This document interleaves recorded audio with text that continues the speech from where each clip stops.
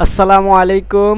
Hello viewers, আমি জাহিদ মিয়াজি। আমি আজকে দেখাবো কিভাবে অ্যাডোবি ইলাস্ট্রেটর সিএস দিয়ে কিভাবে একটি শপিং ব্যাগের ডিজাইন করবেন।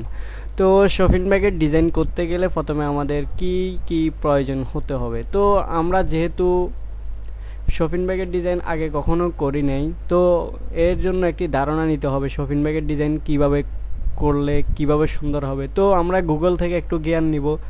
তো এর আগে আমি ইলাস্ট্রেটর সিএস এ প্রবেশ করলাম, করার পর এই ধরনের একটি দেখা যাচ্ছে আমার ইলাস্ট্রেটরটি ওপেন হয়েছে। তো আমি এখন একটি নতুন পেজ নিব, তাহলে কিবোর্ডের কন্ট্রোল এন দিব, নতুন পেজটা নিলাম। নেওয়ার পর আমি এখন একটি শপিং ব্যাগের ডিজাইন করব। তো শপিং ব্যাগ ডিজাইন করতে গেলে তো শপিং ব্যাগের সম্পর্কে আগে জানতে হবে। তো শপিং ব্যাগ কী ধরনের ডিজাইন করলে কী ধরনের হবে। তো আমি প্রথমে গুগলে যাব। গুগলে যাওয়ার পর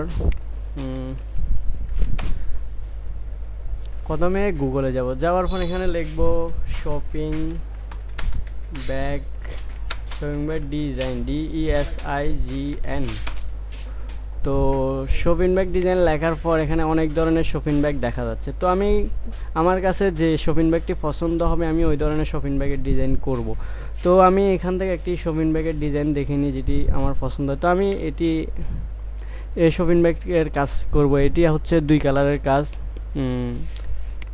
আমি এটাকে এখন কপি করে নিলাম। নেওয়ার পর আমি অ্যাডোবি ইলাস্ট্রেটর সিএসে আসলাম। আসার পর আমি যেহেতু এটি কপি করেছি, এটা কন্ট্রোল বি দিয়ে পেস্ট করতে হবে। তো আমি কিবোর্ড থেকে কন্ট্রোল বি দিলাম, দেওয়ার পর এটা চলে আসছে। তো আসার পর আমি এই ফটোর উপরে তো শপিং ব্যাগের কাজ করতে হবে। তো ফটোটি যেন নাড়াচাড়া না করে সেজন্য আমি ছবিটিকে লক করলাম। লক করার জন্য কিবোর্ডের কন্ট্রোল 2 দিলাম। দেওয়ার পর আমি এখন কি করব। তো আমি যেহেতু শপিং ব্যাগের ডিজাইন করব, শপিং ব্যাগের একটা সাইজ দরকার। তো সাইজ নিব আমি শপিং ব্যাগটি হাইটে নিব 6 ইঞ্চি আর ওয়েটে নিব 4 ইঞ্চি। তো 4 ওয়েট ট্যাপ দিলাম, 6 ইঞ্চি নিলাম। তো নেওয়ার পর আমি এটিকে এখানে রাখলাম। রাখার পর শপিং ব্যাগটি হচ্ছে ফোল্ডিং। তো ফোল্ডিং শপিং ব্যাগের জন্য লাগবে। তো আমি এটিকে কপি করলাম। কপি করার পর এখানে 2টি পার্ট আছে। তো আমি প্রথমে একটি ডিজাইন করি। তো এটিকে আমি জুম করলাম। তো এটিকে এটার উপর নিয়ে আসার পর এখানে দেখা যাচ্ছে যে এখানে ব্ল্যাক আর এখানে হচ্ছে সাইন কালার। তো আমি এটিকে আগে সিলেক্ট করছি। সিলেক্ট করার পর এখানে যে ফিল কালারটি রয়েছে, তো ফিল কালারের মধ্যে এখানে যে সাদা কালারটি রয়েছে, আমি কালারের উপর ডাবল ক্লিক করলেও কালার আসবে। তো এখান থেকে কালার চেঞ্জ করলে কালারটা অ্যাকুরেট হবে না। তো আমি এখানে যে টুল বারটি আছে, এটি যদি না থাকে F6 দিবেন, F6 দিলে আসবে, আবার F6 দিলে চলে যাবে।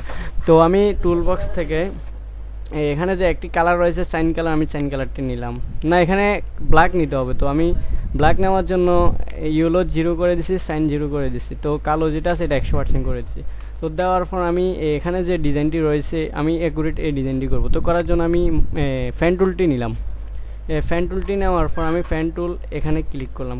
ক্লিক করার পর আমার আন্দাজ মাফিক আমি এখানে একটি ক্লিক করলাম।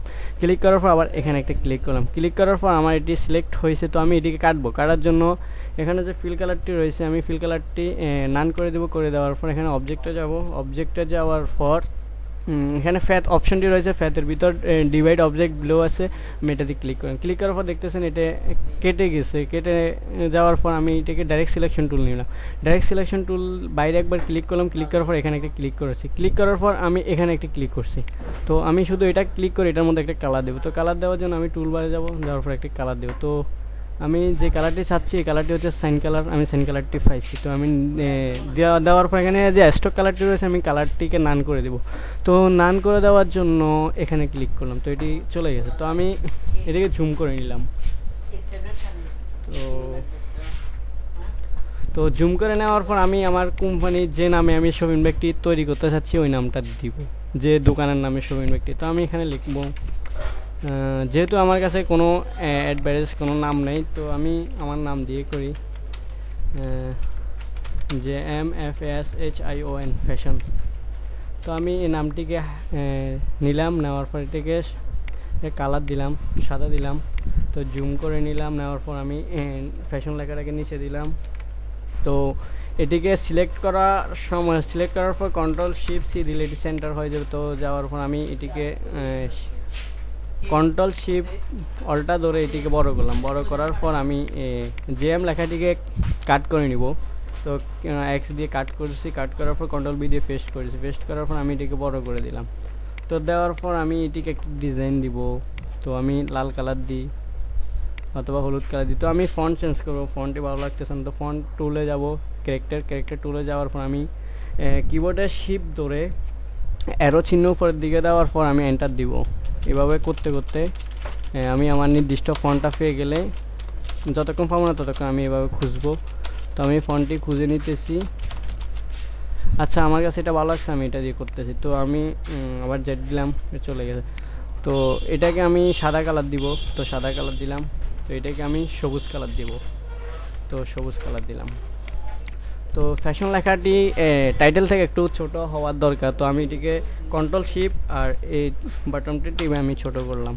অথবা এখানে যে ক্যারেক্টার টুল আছে ওইটা থেকে আপনি ছোট করতে পারবেন, এখানে একটা একটা করে কমাইলেও ওইভাবে ছোট হবে।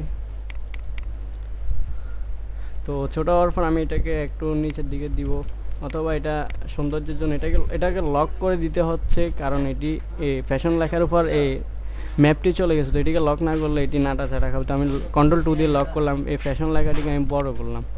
তো বড় করার পর আমি লেখাটিকে আরও স্টাইল করতে আমি অল্টা ধরে অ্যারো চিহ্ন ডান দিকে দিব। তো এটি এরকম স্টাইল হয়ে গেছে। তো আমি অ্যাপ লেখাটিকে একটু টাইটেল দিব, এটাকে একটু সুন্দর। তো আমি একটা বক্স নিলাম, নেওয়ার পর তো এটাকে এখানে যে টুলটি রয়েছে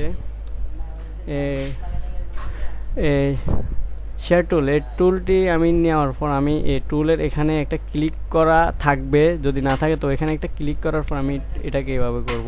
তো করার পর আমার এটি এরকম স্টাইলিশ হয়ে যাবে। তো হওয়ার পর আমি কন্ট্রোল ওয়াই দিব, ওয়াই দেওয়ার পর আমার অ্যাপটাতে ক্লিক করব, ক্লিক করার পর এটাকে উপরে নিয়ে আসতে, উপরে নিয়ে আসার জন্য কন্ট্রোল শিফট থার্ড বন্ধনী যেটা বলা হয় ওইটাকে দিব। দেওয়ার পর আমি কন্ট্রোল ওয়াই দিয়ে আবার দেখবো, লেখাটি উপরে চলে আসছে, কিন্তু লেখাটির কালারও হোয়াইট, সলিডের কালারও হোয়াইট। তো আমি এটাকে সিলেক্ট করে আমি এখানে কালার দিয়ে দিলাম, হয়তো কালো দিলাম।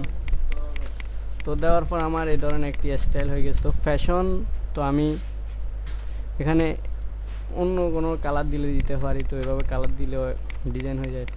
তো আমি আমার শপিং ব্যাগ পর্যন্ত হয়ে গেছে। তো আমি এটাকে লক করি আর এটাকে নিচের দিকে নামাবো। তো যতটুকু হয়েছে, তো আমার ব্যাগটি বেশি লম্বা হয়ে গেছে, আমি একটু ছোটো করে নিই ফ্রন্ট সাইজে। তো আমি এটিকে এখন 2 পার্ট করতে হবে। তো কপি করলাম, কপি করার এটা লক করার ছিল, তো ওই জন্য চলে গেছে। তো আমি আবার কন্ট্রোল অল্টা ধরে 2 দিয়ে এটি আনলক করলাম, করার পর এটাকে সিলেক্ট করে আবার এরকম করলাম। করার পর আমি ফোল্ডিংটা কত সাইজের দিব, তো ফোল্ডিংটা দেওয়ার জন্য আমি নিচের দুইটাকে সিলেক্ট করছি। তো সিলেক্ট করার পর আমি কন্ট্রোল সি দিয়ে কপি করেছি, কপি করার পর এটিকে এক পাশে নিয়ে দোনোটাকে ধরে এক পাশে নিয়ে গেছি। তো নিয়ে যাওয়ার পর আমি এই দুইটাকে একটা সাইজ মাফিক ফোল্ডিংয়ের সাইজটা দিতে হবে। তো দোনোটাকে সিলেক্ট করে আমি ওয়াইডের সাইজটিকে কমাই ফেলবো, আমি এখন 0.5 দিব। তো 5 দেওয়ার পর আমি দোনোটাকে ধরে আমি কন্ট্রোল জি দিয়ে গ্রুপ করলাম, গ্রুপ করার পর আমি এখানে নিয়ে আসলাম, আসার পর কন্ট্রোল ওয়াই দিলাম, ওয়াই দেওয়ার পর কন্ট্রোল ইউ দিলাম যাতে সিগন্যালটা আসে। তো সিগন্যাল আসার পর আমি বরাবর দিয়ে শিফট ধরে দিলাম, দেওয়ার পর আমি এটাকে আবার সিলেক্ট করলাম, আবার এখানে নিয়ে আসলাম, আরও জুম করে এখানে মিলাই দিব, মিলাই দিছি। তো মিলাই দেওয়ার পর আমি কন্ট্রোল ওয়াই দিয়ে আবার দেখবো মিলছে কিনা। তো আমার অনেক সুন্দর একটি শপিং ব্যাগ হয়ে গেছে। তো আমার এটিকে আগে ফালাই দিব, ফালাই দেওয়ার পর এটিকে কন্ট্রোল জি দিয়ে গ্রুপ করে আবার এভাবে নিয়ে আসবো। তো আমার শপিং ব্যাগের দোনো পার্ট হয়ে গেছে অলরেডি। তো শপিং ব্যাগটি ভালো লাগলে অবশ্যই লাইক কমেন্ট দিবেন, আর অবশ্যই আমার চ্যানেলটি অবশ্যই সাবস্ক্রাইব করবেন। আরও কী ধরনের ভিডিও করতে হবে আমাকে কমেন্টে জানাবেন, আমাকে মেসেজ করে জানাবেন, আমি অবশ্যই ভিডিও করব। তো আমার শপিং ব্যাগটি ভালো লাগলে অবশ্যই করবেন। তো আগামীতে বলবো কিভাবে শপিং ব্যাগের আরও ম্যাটার সাইজ, এটা তো শুধু জাস্ট ডিজাইন। তো এভাবে কিভাবে করবেন, এখানে যেভাবে ডিজাইনটি রয়েছে তো এটা কিভাবে করবেন এটা আগামী টিউটোরিয়ালে দেখাবো। তো এটা জাস্ট আমরা প্রিন্টিংয়ের কাজে ব্যবহার করার জন্য এভাবে করছি। আর এভাবে ডিজাইন করলে আপনার এটি যখন কোনো ওয়েবসাইটে আপলোড করবেন এটি অনেক টাকায় বিক্রি করতে পারবেন, কারণ এটা বিক্রি করার এটা হচ্ছে ডেমোটি দেখানোর পর আপনার এই ফাইলটি আপনি জিপ ফাইল করে রাখবেন, আর এটি রাখবেন থাম্বনেল হিসাবে সামনে, ঠিক আছে। যদি আপনার ডিজাইনটি কেউ পছন্দ করে থাকে, পছন্দ করার পর আপনার এই ফাইলটি ডাউনলোড করবে। এটি হচ্ছে থাম্বনেল, এটা দেখার পর আপনার ফাইলটি ডাউনলোড করবে। তো বন্ধুরা আজকের ভিডিও অনেক বড় হয়ে গেছে, তো এতটুকু।